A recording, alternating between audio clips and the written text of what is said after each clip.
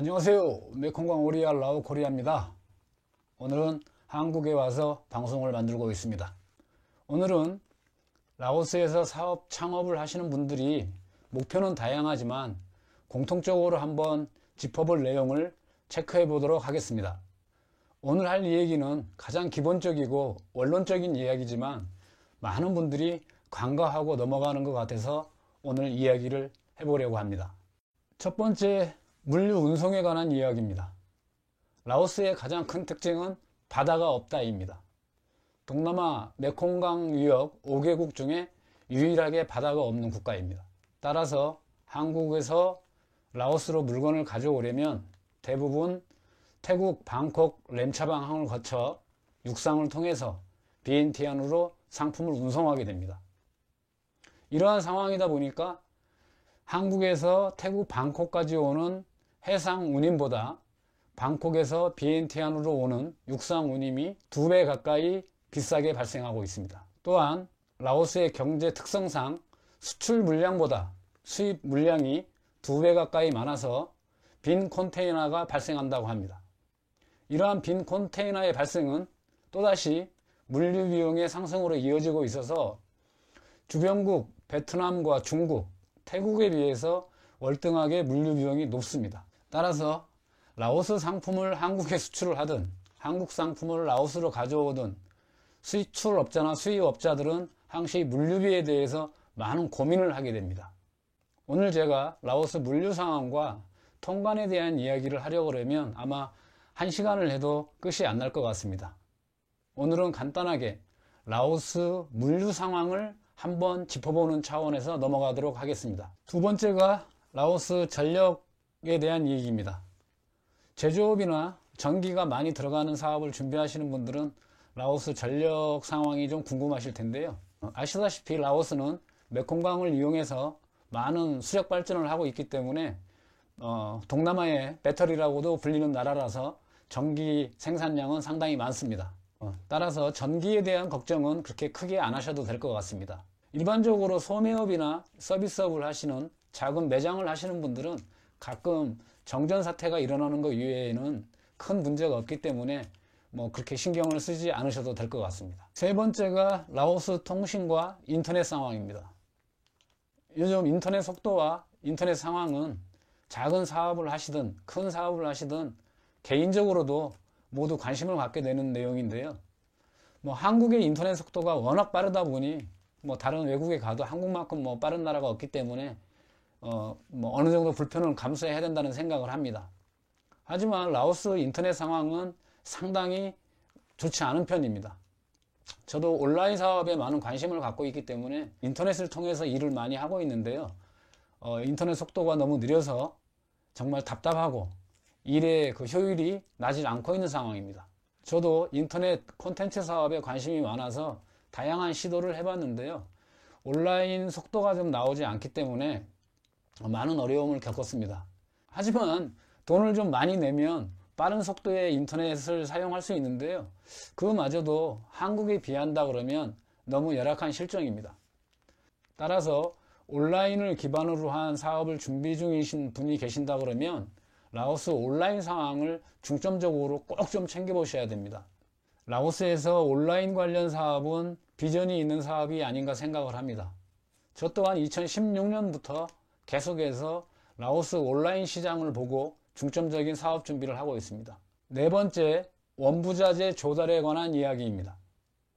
현재 라오스에 진출하는 한국 기업들을 보면 대규모 토목, 건설, 공사가 아니면 금융, 대출 이런 쪽에 기업들이 진출하고 있습니다. 한국 제조 기업들이 라오스에 진출하지 못하는 이유는 앞서 말씀드렸던 물류 비용을 떠나서 원부자재 조달 시스템이 부재하기 때문입니다. 라오스는 현재 제조업 기반이 전무한 상태라서 원부자재 수급을 전부 해외에서 해야 되는 상황입니다. 가끔 저에게 라오스에 와서 제조업을 해봤으면 하는 분이 계십니다. 반대로 질문을 해봅니다. 사장님, 원부자재가 안 들어가는 사업입니까? 이렇게 되물어봅니다. 지금 상황에서 라오스에서 제조업을 한다고 하면 원부자재 수급이 가능한 업종, 즉 라오스 농산물을 이용하거나 목재를 이용하거나 하는 사업에 관심을 두시는 것이 좋습니다. 만약 원부자재 수급을 태국이나 베트남, 중국에서 해야 된다고 하면 물류비뿐만이 아니고 원부자재 수급에도 상당한 어려움이 있을 거라는 생각입니다. 다섯 번째, 인력 수급 문제입니다. 라오스의 국토는 남북한을 합한 것보다 1.1배가 더 크고 그리고 인구는 약 800만 정도입니다. 현재 비엔티안의 인구는 약 90만 명 정도이고 라오스의 인구 구조는 50개의 소수민족이 존재하고 있습니다. 그리고 대체적으로 학력 수준, 고등학교 이상 졸업자들이 많지 않기 때문에 고학력 노동력을 확보하기가 매우 어렵다고 합니다. 일반적인 소규모 서비스업 종사자를 수급하는 것은 그렇게 큰 문제가 되는 것 같지는 않지만 일정 규모 이상의 노동력이 필요한 제조업의 경우 인력 수급에 대한 고민을 많이 하셔야 될 것 같습니다. 또한 인력 수급도 문제지만 라오스 문화를 제대로 이해하지 못하면 인력 관리에 많은 어려움이 예상됩니다. 이런 부분 간과하지 않았으면 좋겠습니다. 마지막 여섯 번째, 행정 서비스입니다. 사회주의 혁명 이후 자본시장을 개방한 지 얼마 되지 않아서 그런지 몰라도요, 라오스 행정 시스템은 한국인의 눈높이로 본다면 정말 낙후되어 있는 것이 확연하게 드러날 정도입니다. 라오스에서 사업을 하시려는 분들께 저뿐만 아니라 많은 분들이 시간을 가지고 천천히 하라고 하는 조언을 많이 합니다. 그 이유는 라오스의 행정 시스템과 일 처리가 기다림의 연속이기 때문입니다. 같은 일이 2달이 걸릴지 3달이 걸릴지 6개월 뒤에 해결될지 1년 뒤에 해결될지는 아무도 알 수 없는 것이 라오스의 행정 시스템과 일 처리 상황입니다. 가장 기본적인 6가지 상황을 짚어봤는데요.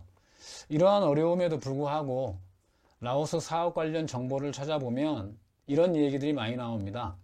라오스는 매년 경제 성장률이 6~7%에 달하는 고성장을 하고 있고 앞으로 발전 가능성이 높은 나라이기 때문에 지금 빨리 투자를 해야 된다. 이러한 해답들이 많이 제시되고 있습니다. 저도 거기에 동조해서 과연 장기가 몇 년일까 하고 자료를 찾아보니까 일반적으로 장기 투자를 해야 된다는 말이 5년 이상 투자를 해야 된다고 합니다. 중견기업 수준의 자본력을 가진 기업이 아닌 이상 5년이라는 긴 시간을 기다리면서 손익분기를 만들어낸다는 것은 그리 쉬운 일이 아니라는 생각입니다. 이 개인들한테는 상당히 어려운 이야기입니다. 이러한 상황을 좀 짚어보시고 라오스 사업 하면 되겠지, 하면 된다는데 이러한 말을 가지고 사업을 준비하다 보면 큰 어려움에 처할 수 있습니다. 만약 꼭 라오스에서 사업을 하셔야겠다는 분이 계시면 앞에 말씀드린 부분에서 리스크가 가장 작은 업종을 좀 찾아서 중점 개발해 보는 것이 좋을 것 같다는 생각입니다. 오늘도 메콩강 오리알의 라오스 이야기 시청해 주셔서 감사합니다. 조금이라도 도움이 되셨다면 좋아요와 구독 부탁드리겠습니다. 감사합니다.